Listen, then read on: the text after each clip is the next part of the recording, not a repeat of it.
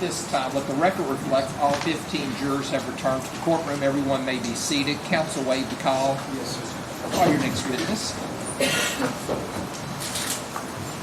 Your Honor, we would call Denver Butler. Denver Butler.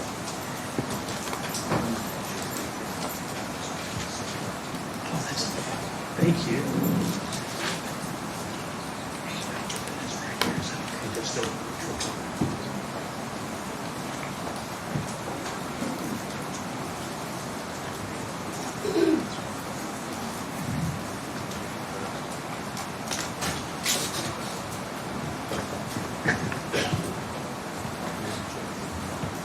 Raise your right hand. Do you swear or affirm the testimony you're about to give will be the truth, the whole truth, and nothing but the truth? I do. Thank you, sir. You have a seat right over there.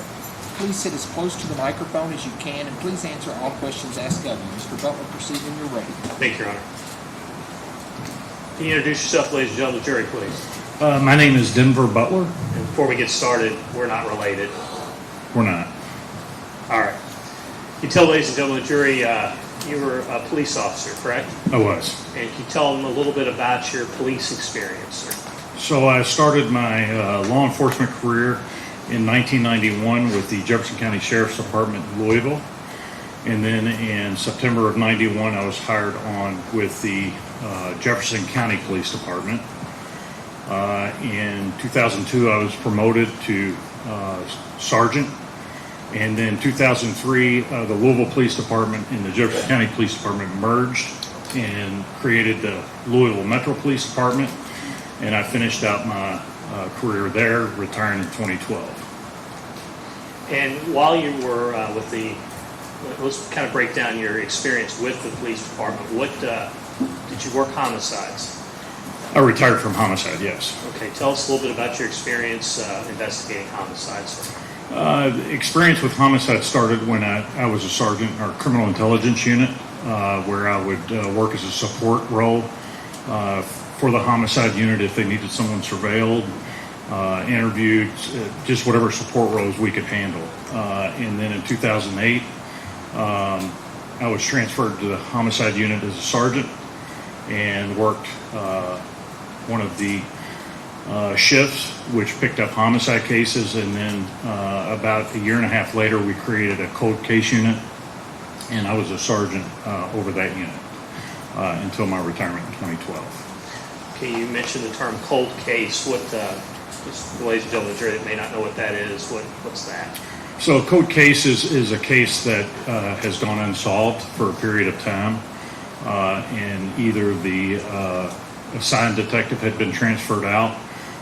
We found that those were not getting the attention they needed, so we created a cold case unit where we could track those cases and follow up on leads and things of that nature, and also apply the newer technologies to the older cases involving DNA, fingerprint analysis, hair trace evidence, all of those new technologies that came about.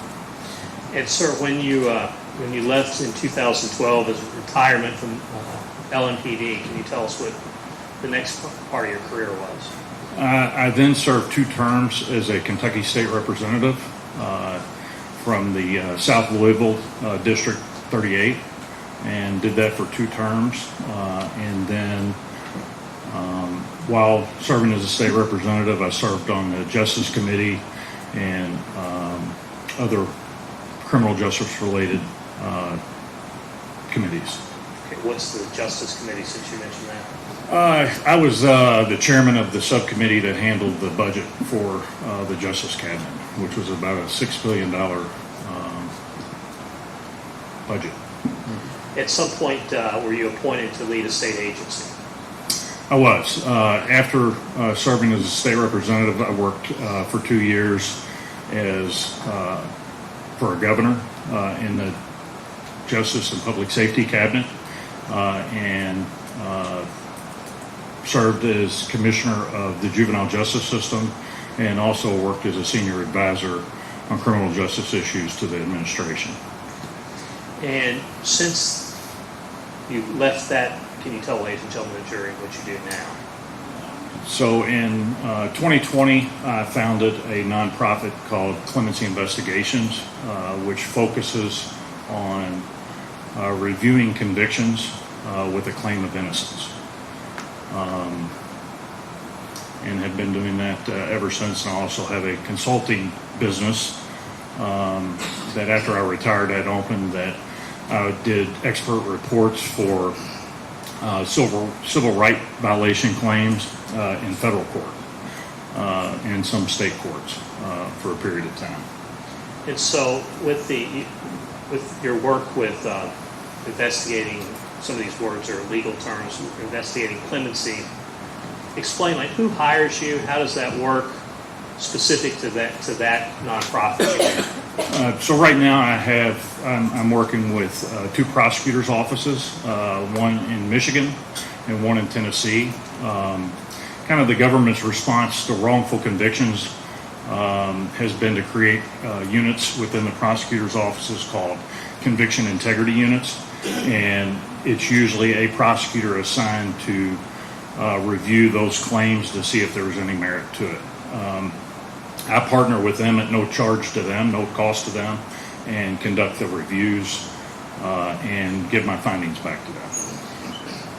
Have you been responsible for freeing innocent people? I played a role, yes, sir.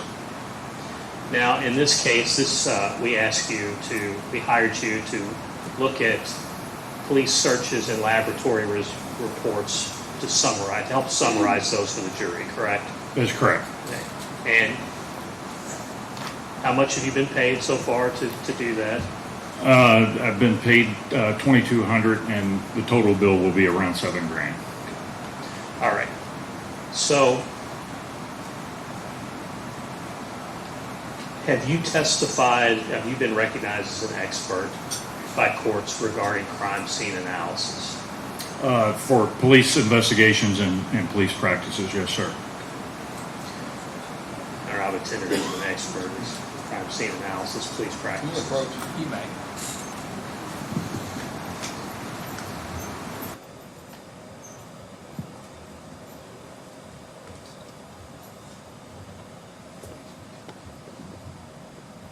Brian asked him if he was recognized an expert in crime scene analysis. He said, I've been recognized as an expert in police practices and Same thing. investigations. I'm fine if you want to say he's an expert in police practices and You'll raise investigations. your question then. Yeah. Okay. Ask him. Yes, sir. Yeah, take care of it. Thank you.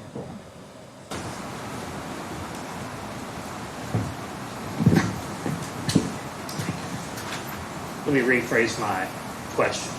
Have you been recognized as an expert in police investigations? I have. I would tender him as an expert. No objection, I shall so stipulate at this time. Now, I'm going to show you a few just summary exhibits before we get started with some of the searches and things like that. That's all right.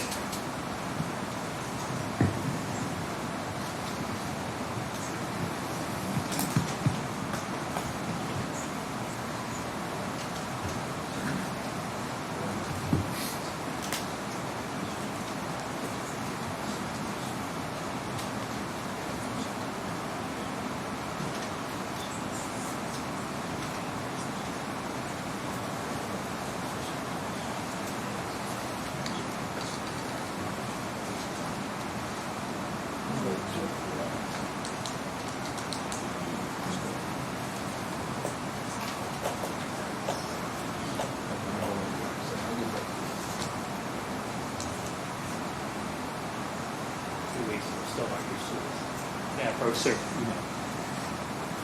I'm showing you what I've marked as Defendant's Exhibit 24, Defendant's Exhibit 25, and Defendant's Exhibit number 26. We'll start with Exhibit number 24. This is a cellubrite extraction, if you can put that up.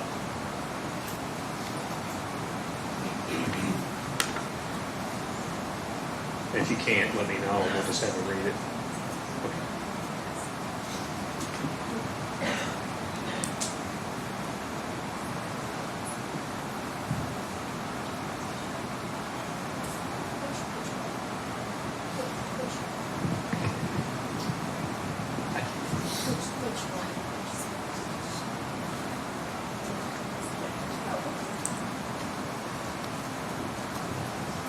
Detective, I've shown you what was an extraction report from Cellubrite. Because we've heard a lot about this, I'm not going to ask you too many questions. I'm just going to. Cellubrite is an activity law enforcement does to download a phone, correct? Correct. Now, this one is from Tammy Lawson's phone, and it begins July the 4th, 2015, and that's at 1:13 a.m. If you could let, ladies and gentlemen of the jury know what she's texting to Steve Lawson at the time. Are you talking about the text number 2? Yes, sir. On text number 2, if that bitch brings the drama here, it's going to be a girl thing. And then she texts again, and that's at 1:35. Stevie, come in here. And then at 2:21 a.m. You need to call and see if it is stolen. Stevie, I swear you do. And I don't think 5 has any relevance, but 6, please. I'm texting that bitch. And 7. And that's at 10:33 a.m. the next morning. You need your tools. And at 12:20 p.m. the next day. You know the B with stars, cop happy. And then 12:25 on July 4th. She can't call the police on you over a phone call. Your Honor, I move to the admission of that exhibit. Any objection to 24? Show it's introduced at this time. And now if we could turn to exhibit number 25, please.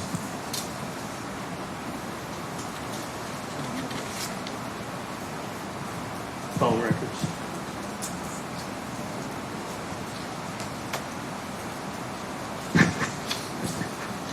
And Detective, what I'm showing you in the second page of that, it has subscriber information. Can you tell, ladies and gentlemen of the jury, who the subscriber is on the second page of that document?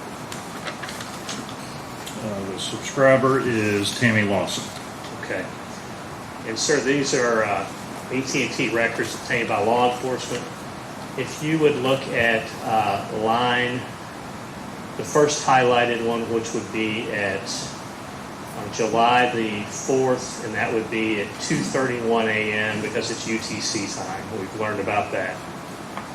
Can you tell us what number Tammy Lawson was calling at 2:31 a.m. on July the 4th? That is a number to Capital One.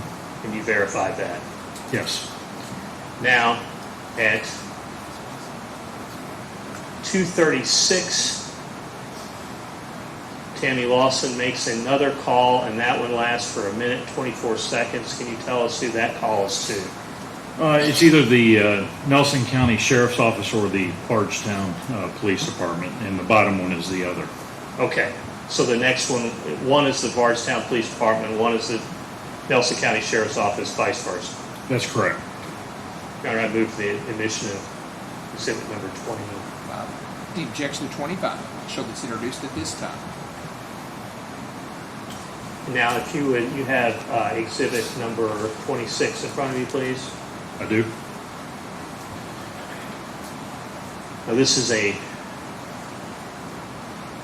text messages between Ms. Rogers and Brooks Houck on June the 26th of 2015. So this would have been approximately a week before her disappearance.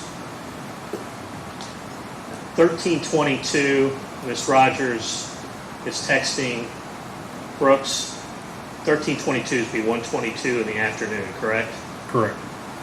And if you can read for us what Ms. Rogers texts Brooks. July 6, 2:45 is Eli's eye appointment. And Brooks's response. Sounds good. Thank you. And the next one. Is it here at Physician to Children or Dr. Franklin in Louisville? And Question then mark. she texts back, it's in Louisville, correct? Correct. Now,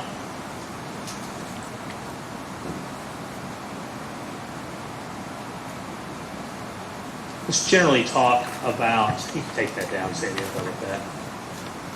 Let's generally talk about response to a crime scene, what law enforcement does. We'll get more specific about this case, but just you have a homicide, you have a robbery. What does law enforcement do to process that crime scene?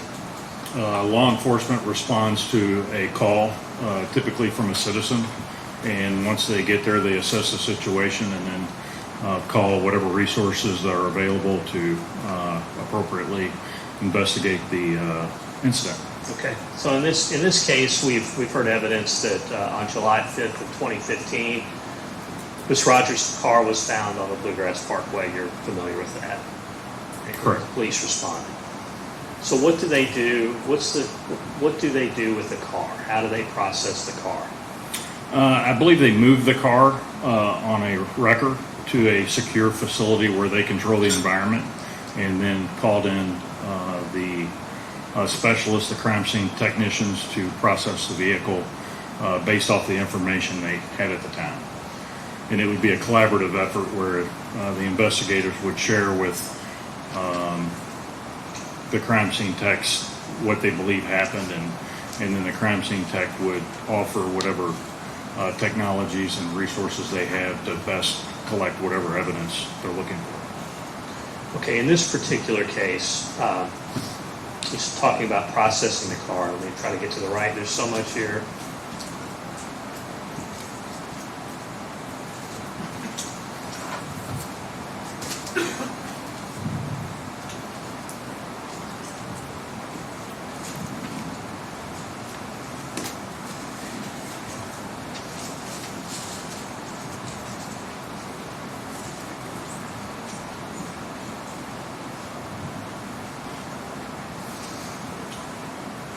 It indicates that and if you need to refer to notes, please let us know.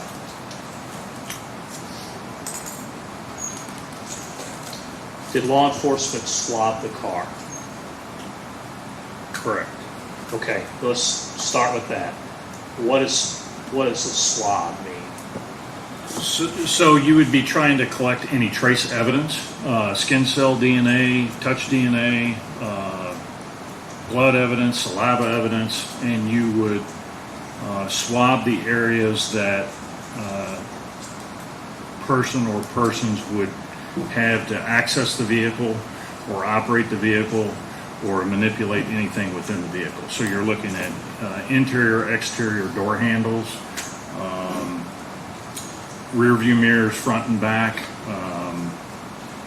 steering wheel, gear shifts, anything that a person would touch or transfer bodily fluids. In this case, were those things done? They were. And if you would please put up slide 1.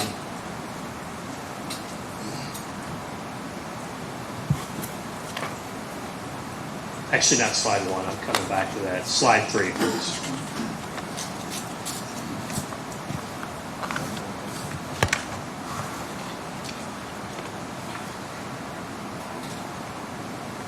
And as you testified, and for demonstrative purposes for the jury, one of the things you would expect law enforcement to do would be to swab the steering wheel, correct? Correct.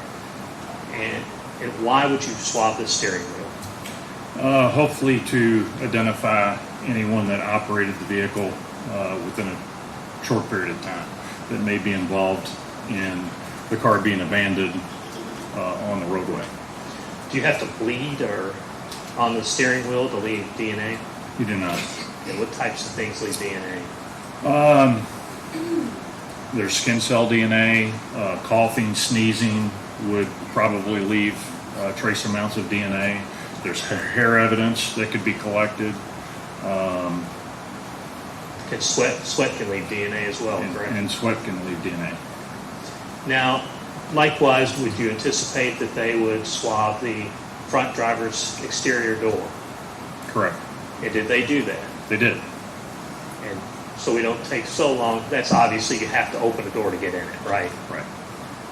Did they swab the front driver's interior door? They did. Did they swab the gear shifts? Yes, they did. Did they do trace lifts from the driver's seat? They did. And trace lifts from the driver's side floorboard? Correct. Now, they also did trace lifts from other parts of the car and swaps from other parts of the car, correct? Yes. Okay. Go to the next slide. Did they find, based on your review of the evidence that was collected, was any of Joey Lawson's fingerprints found in the car? Not that I could find, no. Were any hairs of Joey Lawson's found in the car? They were not. Was there any DNA of Joey Lawson found in his car? Not that I could determine, no. Was there any DNA found on the exterior door No, sir. and on the gear shift? That's correct. No DNA. And what about Steve Lawson? Same? The same, yes. So no DNA of Steve Lawson in the car, correct? That's correct.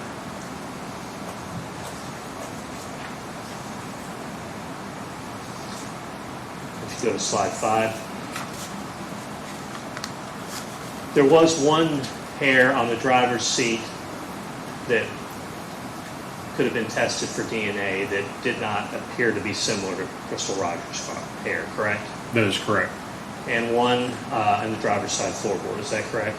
Correct. Were those tested? They were not. Okay. Should they have tested those? Yes, they should have been. Okay. And explain what that means and what CODIS is and the genetic genealogy for us. So depending on the style of the hair and what's on the hair, they would test it trying to pull a DNA profile from the hairs. And if they collected a DNA profile, they could test it not only against the folks that are mentioned in the case, but they could put it through CODIS if a profile was created, and also the genealogy databases, which would open it up to about 76 million more people. And if that DNA matched, they would get a lead back saying, you have a match and here's where you need to go, either through CODIS or the genealogy. Now, if you could go to slide 7, please.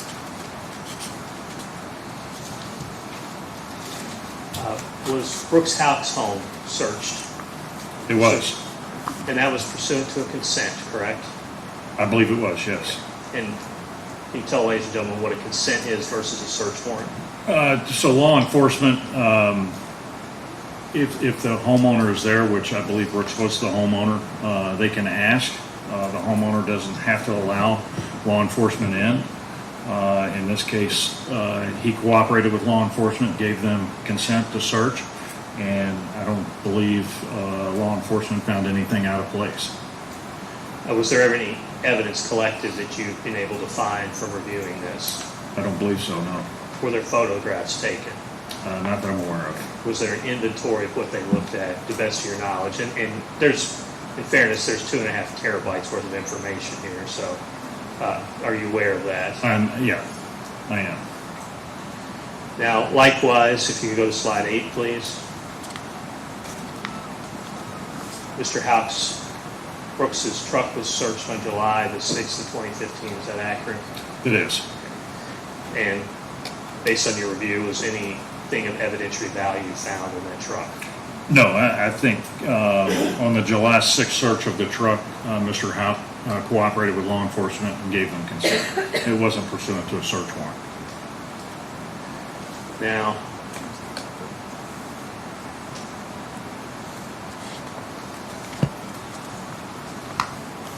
was Nick Houck's, this would be slide 6, please. Was Nick Houck's police car, was it searched? It was. Now, again, we've talked about, was the car swabbed looking for DNA? Correct. And were tape lifts used? They were.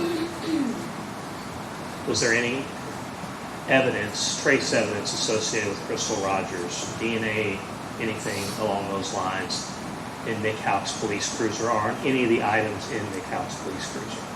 There was no evidence collected that showed anything of a crime. We could go to slide number 9, please.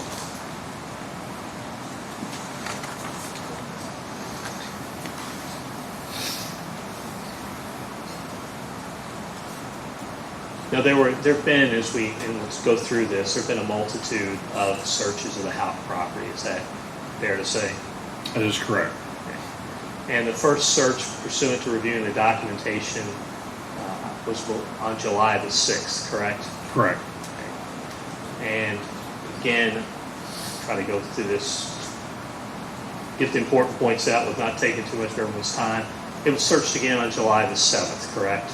I believe both of those were with cooperation of the home. They consented. And then here's part of this slide's a photograph of law enforcement looking through a burn pile, correct? Correct. And it was searched again on July the 10th. Is that accurate? I believe so, yes. And again, there was no trace evidence found associated with Crystal Rogers, correct? That is correct. And did they find any personal effects anywhere on the farm on either of those 3 occasions? Nothing.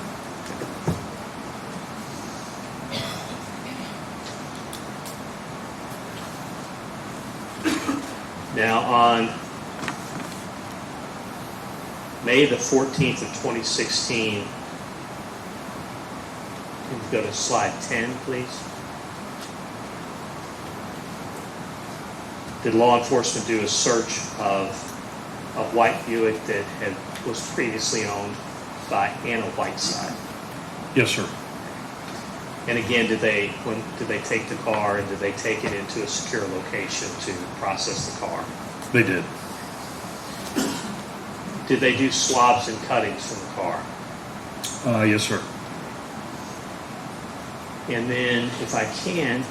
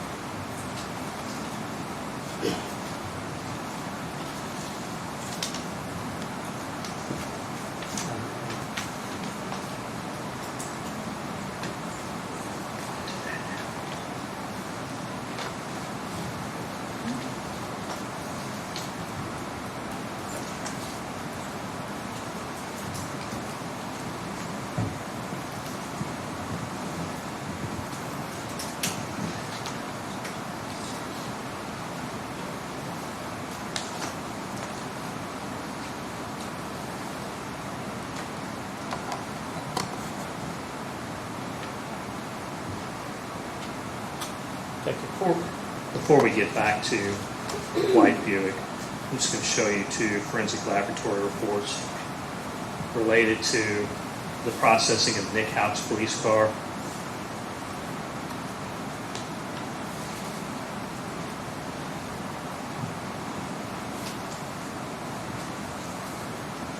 Yes, sir. Those indicate that the law enforcement processed them and found no blood evidence, correct? Correct. Can I move to the admission of 26, 27, and 28, please? So 26 through 28 is introduced at this time.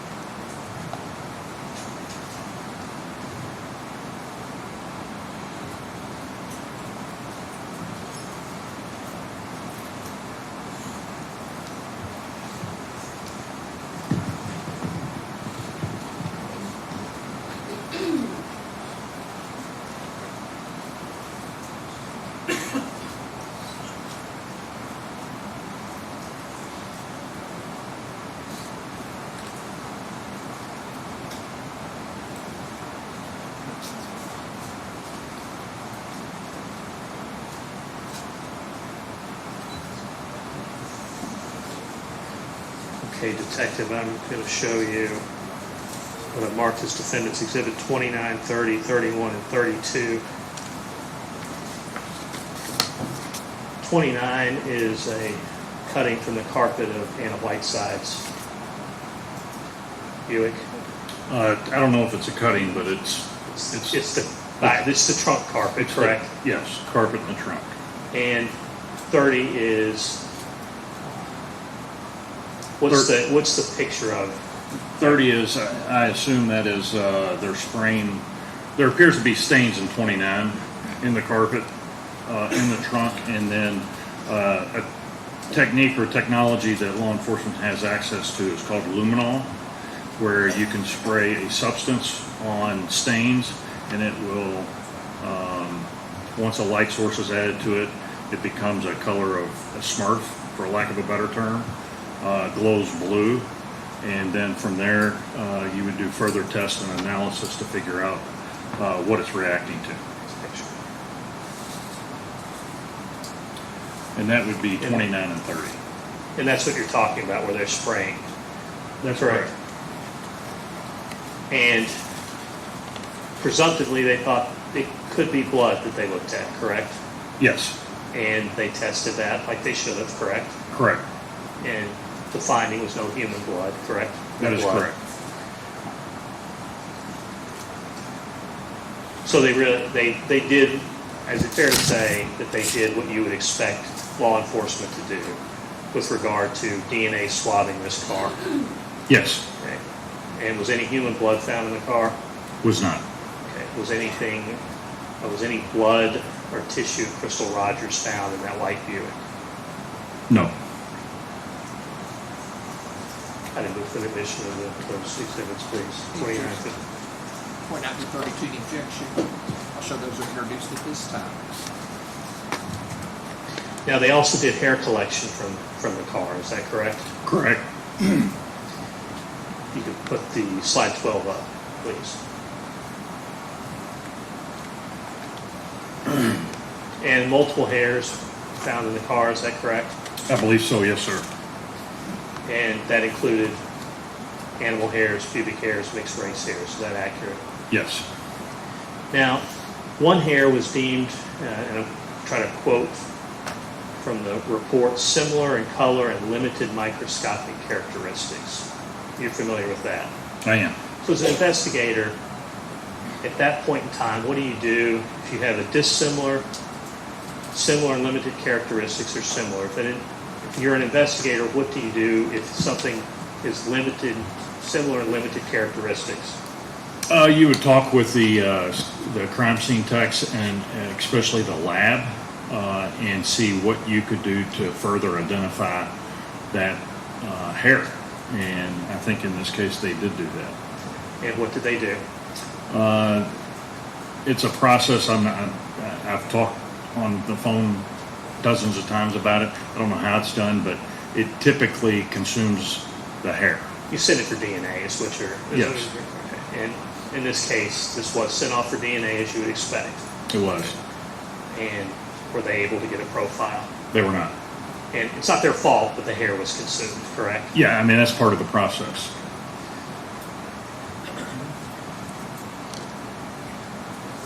Now, do you make identifications based on the initial screening process of hair analysis? No. And in fact, it's led to multiple wrongful convictions, has it not? It has. So what you do, and that's what they did, they tried to do the right thing, they tried to send it for DNA tests, correct? That is correct. So the result, was there any DNA of Crystal Rogers in Anna Whiteside's, or formerly Anna Whiteside's white Buick? There was not.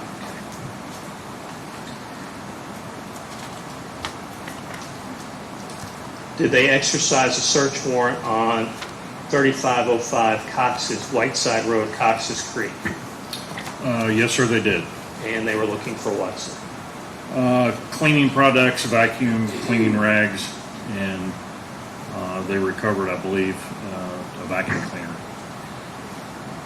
Did anything come of that? Was there any evidence found there? Not that I could determine, no. Did they also exercise a search warrant on Pulliam Drive, which was Anna Whiteside's home? Yes, sir, they did. And did they likewise, can you tell us what they were looking for and if they found anything of evidentiary value? They did not find anything.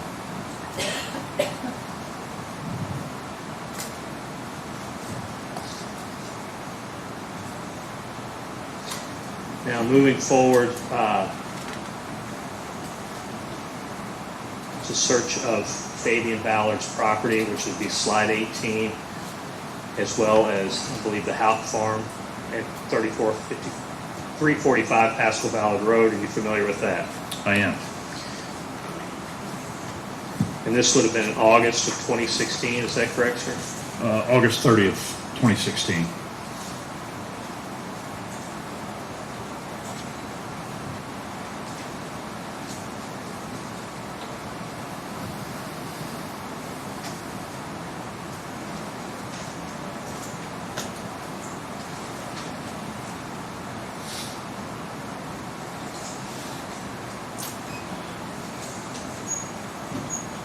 Now I'm going to show you, if I can, two exhibits, Detective.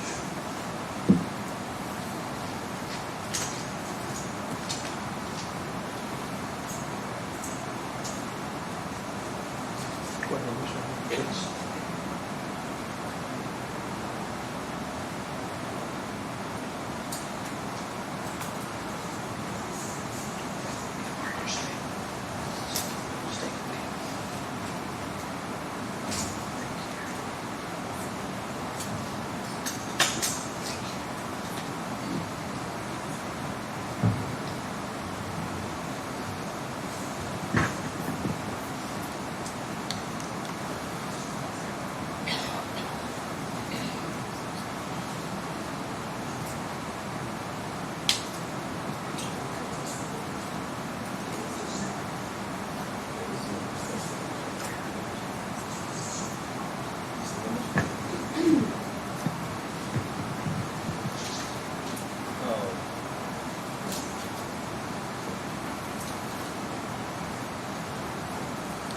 Text, I'm showing you Defendant's Exhibit 33. That's just the FBI lab report that you testified to about the attempt to get DNA. And then the next exhibit before you, if you can tell, ladies and gentlemen, the jury, what that is. That's not on the slide. Yeah, Exhibit 34 is a search entry and exit log for the August 30th, 2016 search of Fabian Ballard's farm. Where law enforcement, when they enter an area to be searched, they're usually given tasks in any search warrant, and then if they leave the premises, then they sign out. It is a control mechanism for we know who's in and who's out. And sir, from looking at that based on your training in law enforcement, is that a significant search? It is. It's very manpower intensive.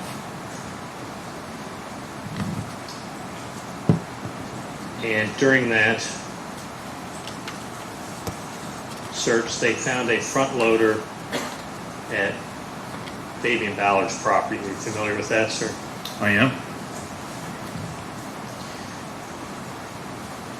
And did they get a presumptive, and I'll show it to you if you need me to.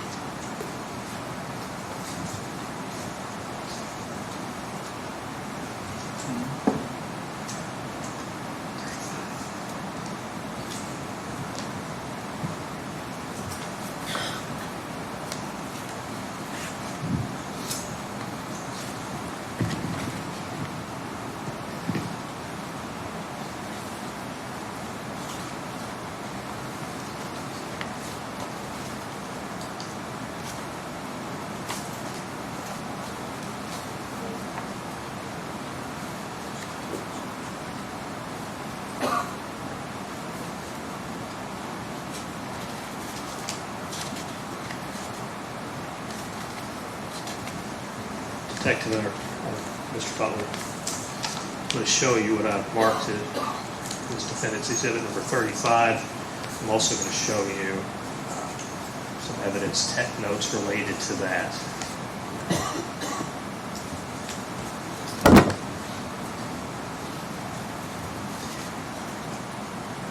Likewise, in this particular search, when they were searching buildings and equipment, did law enforcement use luminol or other blood testing?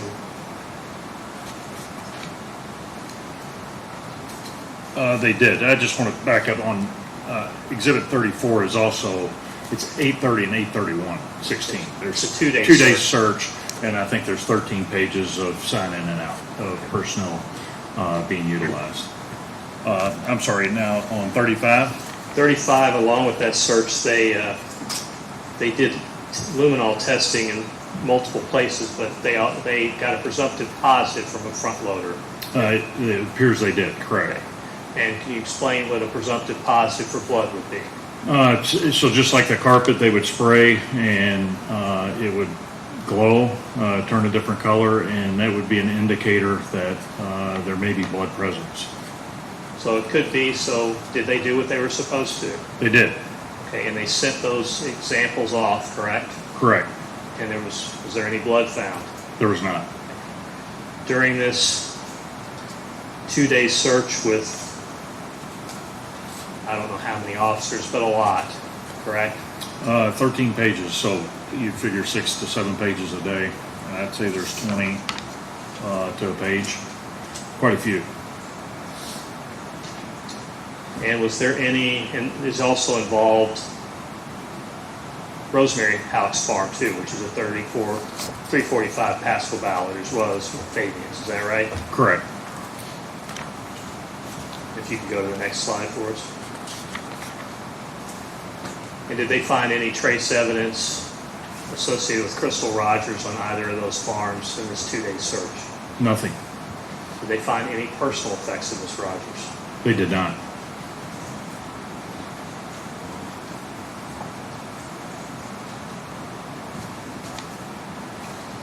And I think that's a summary of various officers that you've already talked about. Is that accurate, sir? That's correct. And 21.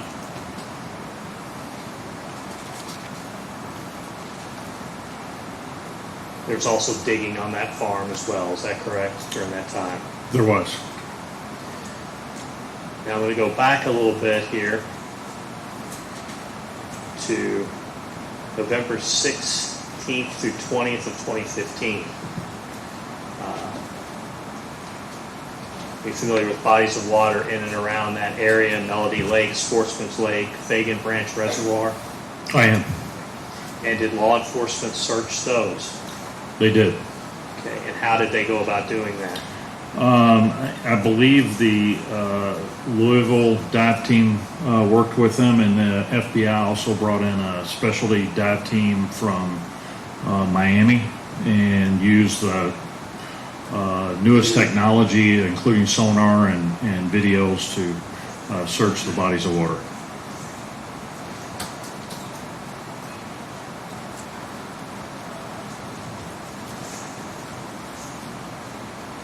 Now,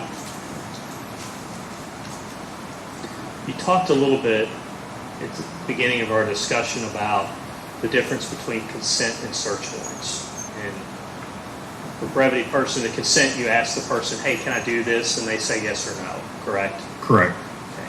With a search warrant, can you explain to ladies and gentlemen of the jury what the process as a law enforcement officer is for getting a search warrant? Yeah, so the reason you would do a search warrant with a consent, typically the person who consents has to be there throughout the search, and they can withdraw the consent at any point. To protect law enforcement, sometimes it's safer to get a search warrant, and the process for that, in layman's terms, is you take everything you've learned in the investigation through evidence collection, through statements, through experience being involved in cases, and you apply an affidavit, which is, for a lack of a better term, a story. You want to tell the judge the story of why you believe that you have probable cause to believe that evidence of a crime would be present and be found. So you take that and you go to a judge and you say, this is what I think I think I'm going to find evidence there, and then the court has to make a determination, correct? Is that a fair summary of it? That's correct, and it's under oath. And so if the court says, okay, I believe you, I think you'll find evidence there, then you're allowed to search for whatever you've asked to search for at wherever location you're asking to search. Is that That is correct. Okay.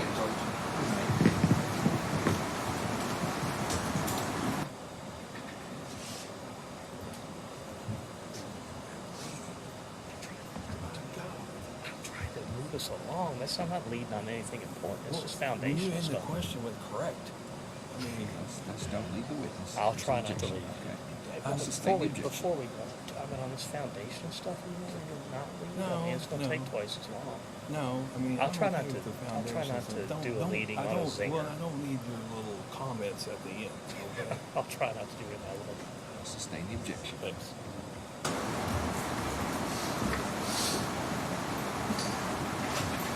So detective, now let's turn to August 6th to 9th of 2020. And that would be slide number 24, please.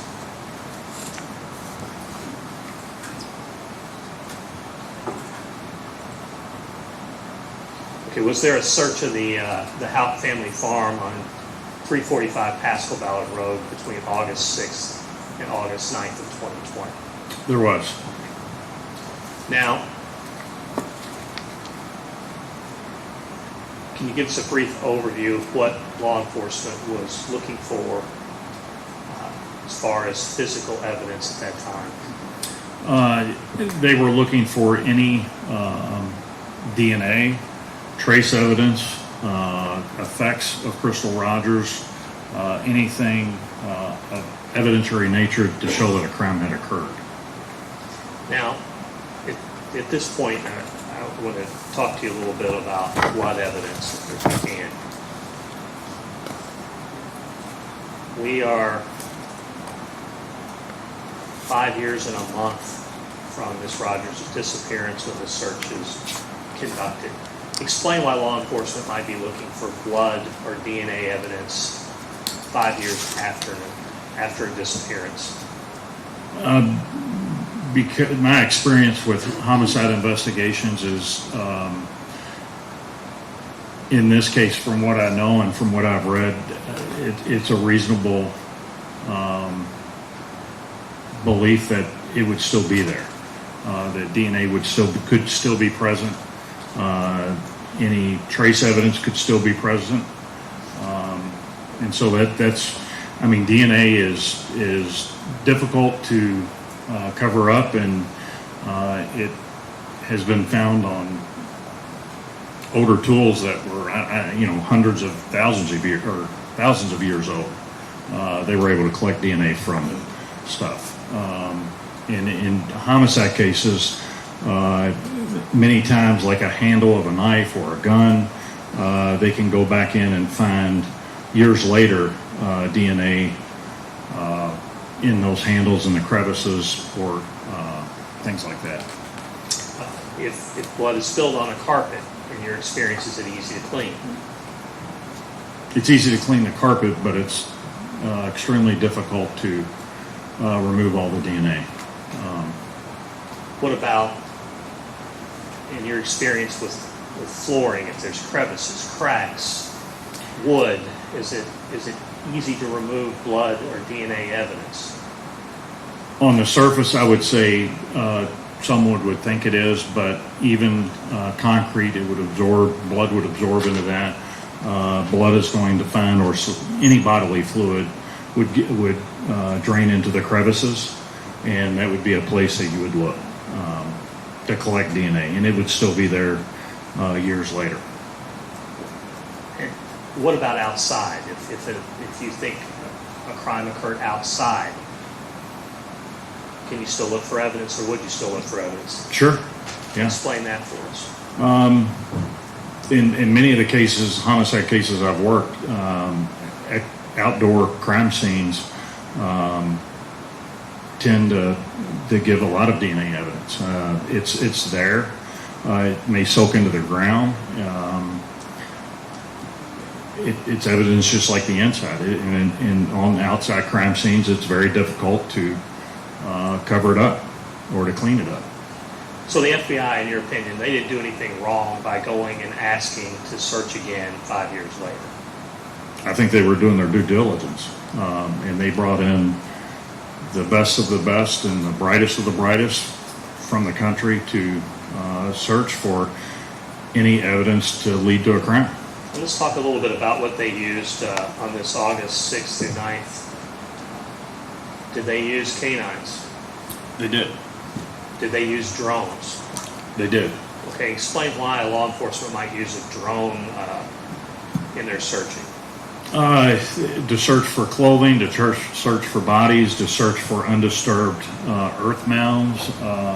It could be a variety of different issues. To take pictures to grid, so you have people searching gridded off sections, so you're not stepping on one another, and you're making sure that it's a complete search. Did they use ground penetrating radar? They did. Can you explain how that's used? With my experience with it, I had one case where I had contacted the FBI about using it, and they are able to go in above the ground and see if there's any anomalies below the surface. And if so, then they would make a determination on how to deal with it. You said in the one case, in your experience in law enforcement, do you typically have access to drones and ground penetrating radar as a Louisville Metro police officer?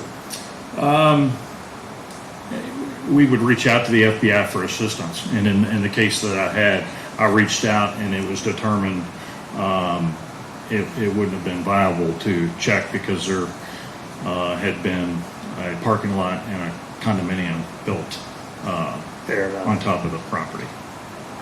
How many agents, the best you could tell, participated in this 4-day search? Over 100 agents.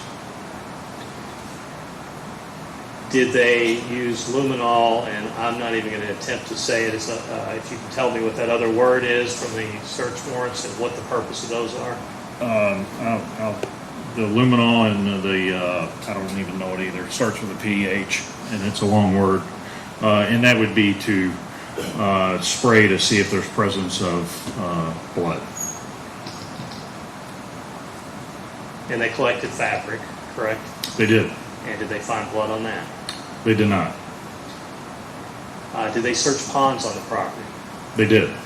And did they locate anything of evidentiary value? They did not. Did they do, let me ask you first, what's a grid search? A grid search would be, if we were going to search the area here in front of me, you would just draw straight lines both ways, and then you would number the grids, and you would assign personnel to search that grid. And then if something is found in that grid, they would be able to document from that grid to make sure we know where the evidence is coming from, who collected it, and creating that report. Did they also search surrounding properties, the Elam property, a Lawrence Ballard, and a Wallace Livers? They did. Did they search ponds? They did. Did they search the farm with canines, or the farms with canines? Yes, sir, they did. Was any evidence, any trace evidence found? There was not. Any personal effects of Ms. Rogers found? Nothing. Now, if we could turn to August 30th of 2021.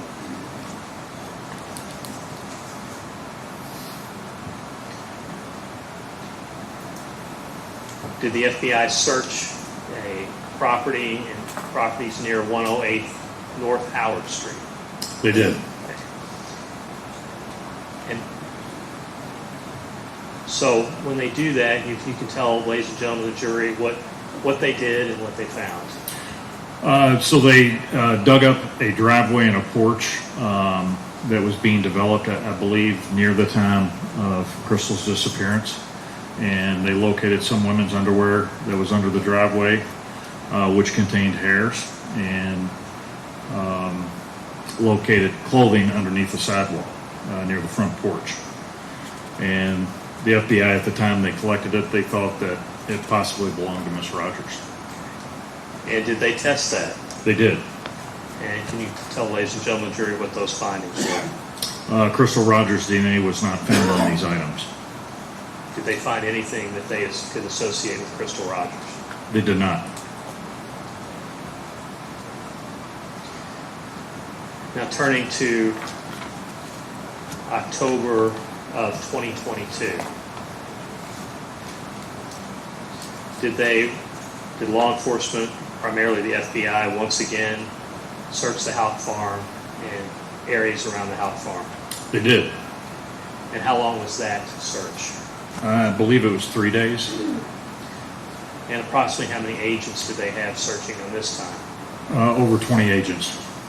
And again, can you tell us what they were looking for? They would be looking for evidence of a crime to include DNA, blood, fingerprints, Crystal's remains, Crystal's personal effects. And there was a gazebo in the back of behind Miss Rosemary Houck's house. Did they look under that and in that? They did. Did they dig near the house and the garage? They did. Did they search again the skid house that was on the property? They did. And that had been searched previously, had it not? It had. They collected multiple items. Is that accurate, sir? It is. And that included, if you can tell us what all they collected? Seized blue bucket lids, seized razor blades, shop lights, a roll of plastic sheeting, swabbed blades, hand saws, also seized saw and blades, seized wood from the bottom trim near the garage door and main door, seized weather strip from the garage door, swabbed the skid house, 20 different swabs at different locations, and seized tire repair tool and tire insertion tools. And did they find any evidence of a crime scene on this particular occasion, sir? They did not. Did they find any trace evidence associated with Crystal Rogers? Nothing. Did they find any personal effects of Miss Rogers? They did not. And for brevity, so trace evidence, blood, fingerprints, skin cells, physical things you can touch, right? Correct. Now, did law enforcement search Thompson Ridge? Let me interrupt you here, Mr. Broad. Yes, sir. It might be a good time for our lunch break. Yes, sir. So, ladies and gentlemen of the jury, we're going to go ahead and give you a lunch break. The same admonitions are in place. Do not discuss this case among yourselves. Do not let anybody discuss this case with you. If anybody attempts to discuss this case with you, I need you to immediately report that to me and do not finally make up your mind until you've heard all the evidence, receive the instructions of the court, acknowledge the jury, and consider what the fellow jurors have to say about the case. Again, there's to be no type of Google searches or investigation. Everything has to be based solely upon the evidence that's presented in this courtroom.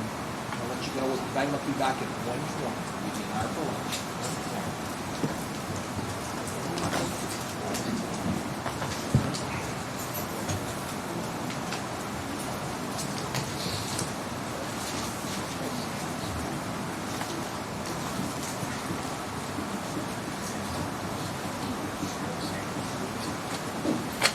Court's in recess until 1:20.